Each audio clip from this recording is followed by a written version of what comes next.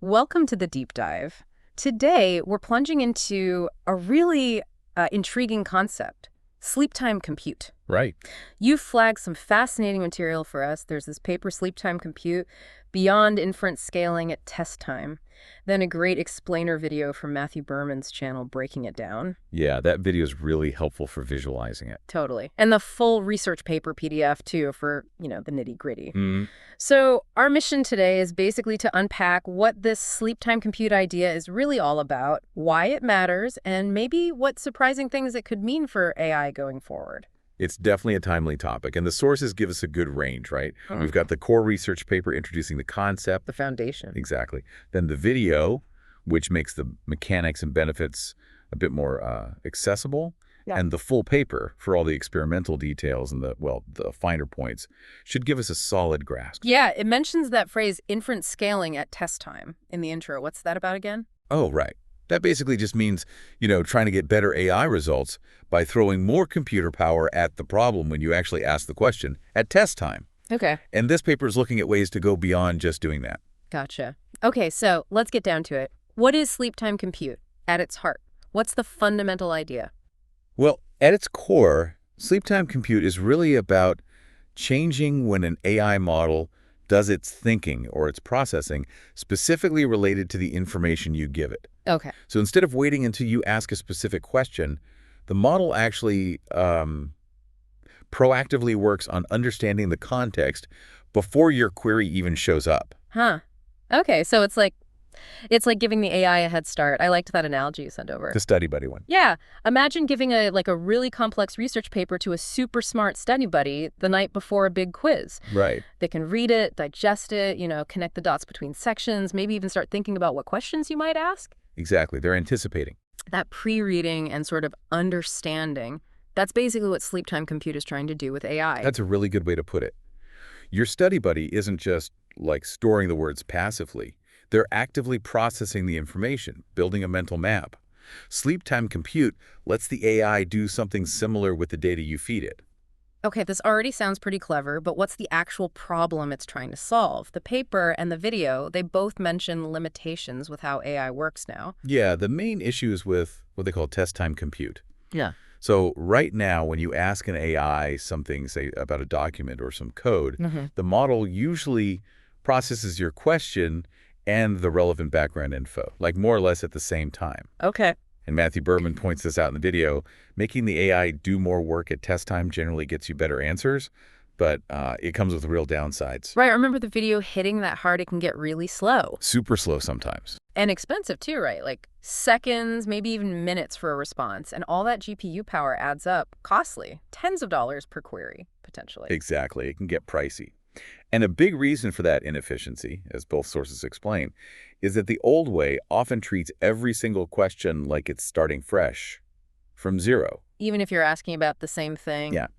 Even if you ask 5 questions in a row about the same document or the same bit of code, the model has to sort of reprocess a lot of the same underlying context every single time. Wow. It's like your study buddy having to reread the entire paper from the beginning before answering each question, even if the questions are related. That just sounds incredibly inefficient, especially when you think about how many AI tools are actually meant to handle ongoing stuff, like state or context that sticks around. Right, like coding assistants. They need to know the whole project. Exactly. Or chatbots remembering the conversation, or even just asking multiple things about one research paper. It feels like the AI should be able to, hang on to what it learned and build on it, not start over every single time. Precisely. And the researchers point this out. Many real-world AI applications inherently deal with this persistent context. It just seems wasteful for the AI to have to keep reanalyzing the same background info again and again. Okay. And that's really where this idea of sleep time compute comes in and, well, potentially shines. All right, so let's dig into how it actually works then. What's happening during this offline processing phase? What's the magic? Okay, so the process kicks off when you give the AI what the researchers call raw context. Raw context, like the document, the code. Exactly. It could be a document, code, conversation history, any data that's relevant to what you'll be doing later. Yeah. That's step 1, the foundation. Got it. Feed the AI the info. Then what? Does it just nap? Not exactly nap, but it uses its idle time, that's the sleep time, to pre-process this raw context. That's the crucial bit. Yeah. During this offline processing, the AI is actively working. It's identifying connections, uh, relationships within the data, trying to understand how different parts fit together. And importantly, it also tries to anticipate the kinds of questions or tasks you might ask later based on that context. Whoa. Okay, so it's not just reading passively. It's actively trying to understand and predict. The paper mentioned it generates what was it? New context consisting of inferences about the existing context. That sounds a bit dense. Yeah, it does sound technical. But think back to the study buddy again. Okay. After reading the paper, they might jot down summary notes, right? Or highlight key arguments, maybe even make up potential quiz questions and answers. Ah, okay. Their own notes. Exactly. This new context the AI generates during sleep time is kind of like that. It's a different version of the original data, but it's enriched with the model's own understanding, the connections it found, its guesses about what might be important later. It's like the AI is building its own internal cliff notes or knowledge graph of the information. That makes a lot more sense. So the AI does all this prep work. Then I finally show up with my actual questions. How does it use this pre-cooked context? So when you do ask your question, the AI doesn't just look at the question by itself. It combines your query with this pre-processed sleep time context it already built. Mm-hmm. And because it's already done some of that foundational understanding, that reasoning offline, it can often spit out an answer much faster and potentially using less compute power right then and there. Some of the heavy lifting, the cognitive work is already done. Right. Like my study buddy having their notes ready, they don't need to flip back through the whole chapter. And crucially, the paper says you don't need like a special command to make this happen. Sure. It just kicks in when you provide the initial context. Exactly. Just Yeah. giving it the relevant context is the trigger. It sets the stage for the system to do its sleep time thing. Makes it pretty seamless for the user, actually. Okay, yeah, I can see why this could be huge for speed and cost. That video, Berman's video, really drove home how test time compute can mean delays and big bills. Sleep time compute sounds like a really smart way to dodge some of that by shifting the work to maybe cheaper idle times. He used that great juggler analogy. Counting tennis balls. Can you remind me? Sure. It illustrates the redundancy of just using test time compute. Yeah. So imagine the raw context is a description like a juggler juggles 800 balls, a quarter of tennis balls, and so on. Okay. With standard test time compute, if you ask how many tennis balls, the AI has to process that whole description every time. Every single time. Yeah, even if you asked something similar before, it's like Yeah. it has to recalculate that a quarter of 800 is 200 each time you ask. Right. Constantly redoing basic math. Exactly. But with sleep time compute, the idea is the AI processes the context beforehand, figures out, okay, 200 tennis balls during its sleep time. Okay. So later, when you ask how many tennis balls, it can just pull up that already calculated fact almost instantly. It shifts the main computation to when resources might be less busy, less expensive. That learned context idea seems really key then. It's not just storing raw data, it's actually developing an understanding through the pre-processing. Precisely. That sleep time work lets the AI build this richer, learned context, which then lets it answer questions later much more efficiently. It's moved beyond just having the raw facts to actually having derived insights from them. And this gets really powerful when you ask lots of questions about the same stuff, right? The research talked about cost amortization. Yes, that's a huge benefit they highlight. The cost of doing that initial sleep time processing can be spread out or amortized across all the related questions you ask about that same chunk of information. So the more you ask. The more you save, essentially. If you upload a big research paper and ask 10 questions about its methods, findings, conclusions, that initial sleep time compute effort pays off more and more with each query. Compared to processing the whole paper from scratch 10 times. Exactly. Big savings compared to that. They even made a specific data set, the multi-query GSM symbolic, just to measure this effect properly. And what did they find? Did it actually save much? Oh yeah. Their experiments on that data set showed that using sleep time compute across multiple related questions could cut the average compute cost per query by about 2.5 times. Wow. 2.5x. Yeah, which, I mean, if you think about companies running AI at scale, that could mean millions in savings on compute costs every year. It could also, make powerful AI more accessible for smaller teams or individuals who can't afford massive GPU bills. That's potentially huge. Okay, but what about accuracy? You shift the work around, maybe do less work at test time. Does that mean the answers aren't as good? Well, this is where it gets really interesting. The research found that in many cases, sleep time compute could actually match or even beat the accuracy of standard test time compute. Beat it. Real. Yeah, and it could do that while using way fewer resources, sometimes up to 5 times less compute on their tests. 5 times less compute, same or better accuracy. Exactly. And what's more, they found that if they gave the AI more thinking time, during the sleep phase basically, scaling up the sleep time compute, they could boost accuracy even further. They got gains of like 13% and 18% on a couple of their key benchmarks. Wow. Think about fields like, I don't know, medical diagnosis or legal research, where even small accuracy bumps matter a lot. So it's not just about saving money or time. It can genuinely lead to better results. Okay, that's a really powerful combo. Cheaper, faster, and potentially more accurate. That's compelling. The paper also compared it to something called parallel sampling. What's that, and how did sleep time compute fare against it? Right, parallel sampling. This is another trick people use to try and get better AI answers. Basically, you ask the model the same question multiple times, get several different responses back, Okay. and then you try to pick the best one out of the bunch. It also uses up compute resources, obviously, processing all those potential answers. Makes sense. But how do you know which one is best? That's the tricky part, as Berman mentioned in the video too. Choosing the best answer reliably is hard. But the researchers found that sleep time compute consistently did better than parallel sampling when they were given the same budget of test time compute resources, the same number of tokens processed at test time. Consistently better, across the board. Yeah, across all the tasks and models they tested.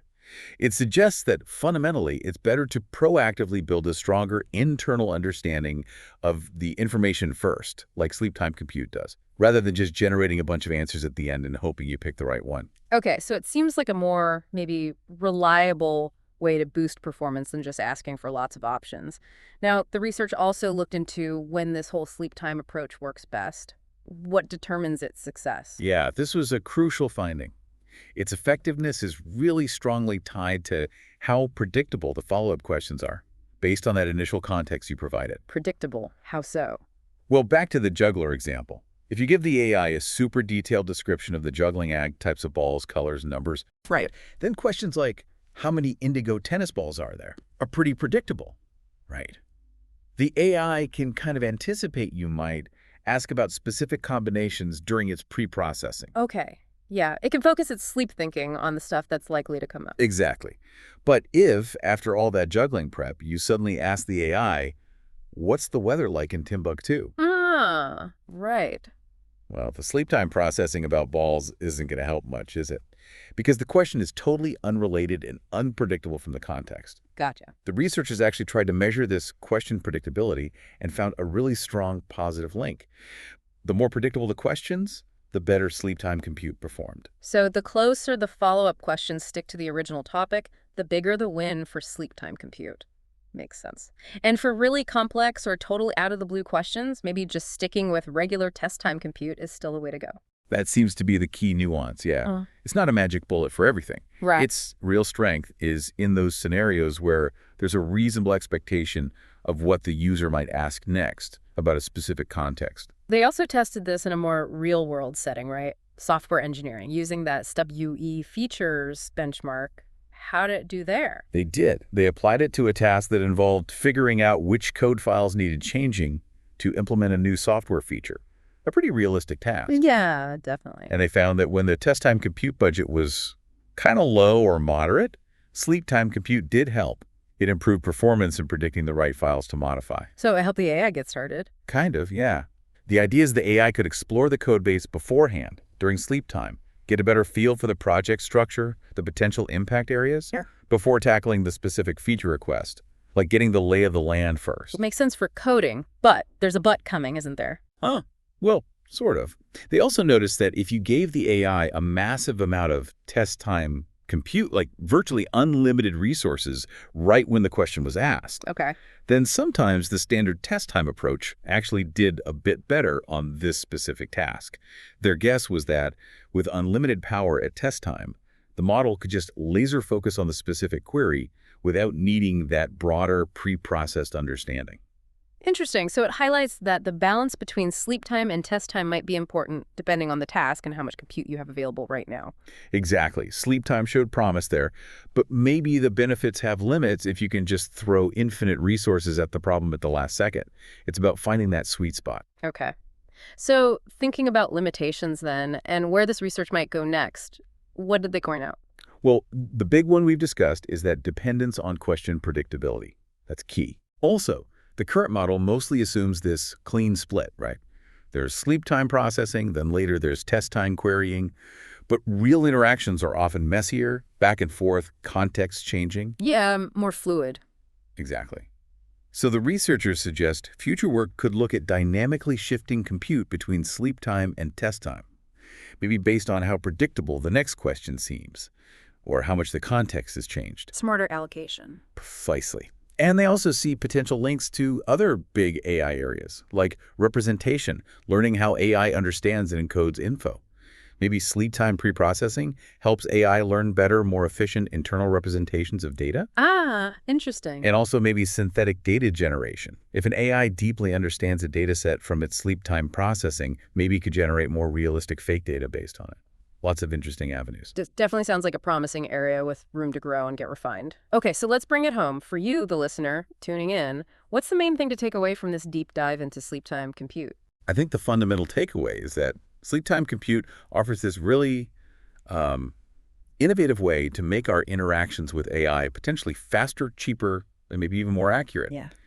By letting the AI models proactively chew on information beforehand, we can move past that simple request-response loop and unlock some serious efficiencies, especially if you're dealing with lots of information or asking follow-up questions.